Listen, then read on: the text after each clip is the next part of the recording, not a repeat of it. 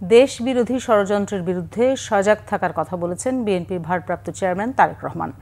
তিনি জানান, ২৪শে জুলাই আন্দোলনের মাস্টার মাইন্ড এদেশের গৃহবধূ, মুদি দোকানদার সহ সাধারণ মানুষ। সুতরাং দেশ গঠনে সবাইকে সম্পৃক্ত করার তাগিদ দেন তারেক রহমান। বিএনপির দেশ গড়ার পরিকল্পনা শীর্ষক কর্মসূচির দ্বিতীয় দিন প্রধান অতিথির বক্তব্যে বিএনপির ভারপ্রাপ্ত চেয়ারম্যান এসব কথা বলেন। এর মধ্যে বহু ষড়যন্ত্র চলছে, জিনিসটা যাতে সত্যটা প্রকাশ না পায়, বিভিন্ন জনের বিভিন্ন ষড়যন্ত্র চলছে। কিন্তু পেটের ক্ষুধা কিন্তু বাস্তব কথা বলে, খালি পকেট বাস্তব কথা বলে।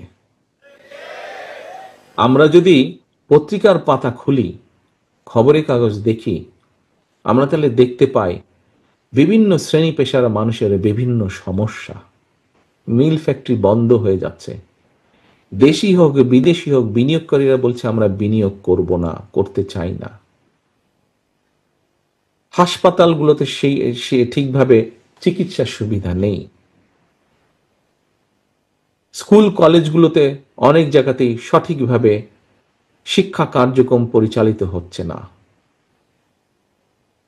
রাস্তায় বের হলে ছিনতাই বলো যাই বলে এগুলো তো আছেই, কিন্তু অ্যাক্সিডেন্টের হাত থেকে সুস্থ শরীরে ফিরে আসা যাবে কিনা সেটারও কিন্তু গ্যারান্টি নেই।